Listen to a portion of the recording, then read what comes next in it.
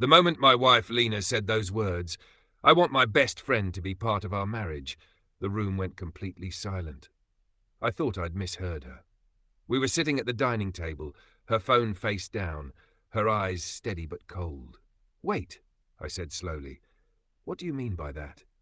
She smiled faintly, the kind of smile people give when they're about to say something they know will hurt. "I mean, I want to keep Noah, my best friend, close, even if it means he's involved in our relationship." I just stared at her. We'd been married for 3 years, and Noah had always been around, her brother-like best friend from college. I never had a problem with him because I trusted her. But that night, something in her tone told me trust was no longer enough. Before I tell you how everything went downhill, let me give you some background. Lena and I met in our late 20s. She was fun, ambitious, and had this way of lighting up a room. I was the quieter one, a software engineer, the type who preferred staying home on weekends. She'd always tease me, saying, "You need someone like me to pull you out of your shell." And she did. For a while, life was perfect. We traveled, laughed, dreamed about buying a home and building a family. But the one constant shadow over our marriage was Noah. They texted constantly, went for coffee as friends, and called each other late at night when she was too stressed to talk. Whenever I asked, she'd say, "You're being insecure. He's been in my life way before you." So I tried to trust her, because love without trust isn't love, right? But trust has limits. One evening, she told me Noah had broken up with his girlfriend. "He's really depressed," she said. "I'm going to stay with him for a few days to make sure he's okay." I didn't like it, but I didn't want to be controlling. I said, "Fine, but please don't stay overnight." She didn't respond, just gave me a quick hug and left. 2 days later, she still hadn't come home.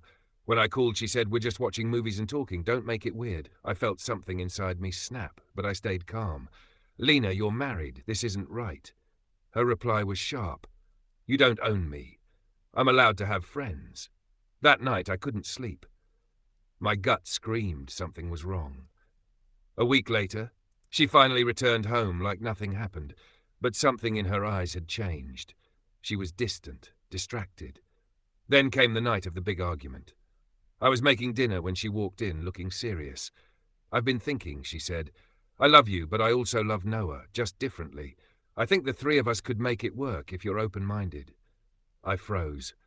"Are you saying you want both of us?" She nodded. "I don't want to lose you, but Noah understands me in ways you don't." I put down the knife I was holding and took a deep breath. "Lena, marriage isn't a group project. It's 2 people, not 3. Her expression hardened. "You're being closed-minded." I looked her in the eye and said quietly, "Then maybe you need a different kind of marriage, one that doesn't include me." And that was it. The next morning, I called my lawyer. By evening, the divorce papers were ready. When I handed them to her, she looked shocked. "You're seriously ending this over something like that?" she snapped. I smiled sadly. "No, Lena, I'm ending this because I refused to share what I gave my whole heart to." For weeks, she tried to talk me out of it, crying, apologizing, even accusing me of overreacting. But I stayed calm. There was no anger left, only disappointment. A month later, I heard from a mutual friend that she'd moved in with Noah. They'd tried dating, but it didn't last long. Turns out, understanding each other wasn't enough to build a life together. Meanwhile, I focused on rebuilding mine, got promoted, started new hobbies, reconnected with friends I'd lost while trying to keep her happy. Almost a year later, I got an email from her. Subject line, "I miss what we had."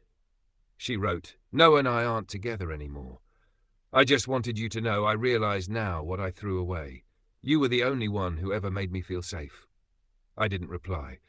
Not out of spite, but because some things don't deserve reopening. Lena wanted to bring someone else into our marriage. Now she's the one left alone, wondering why it all fell apart. As for me, I learned that sometimes walking away isn't weakness. It's the strongest move you can make when love stops respecting boundaries. If you liked the video, please subscribe and turn on notifications.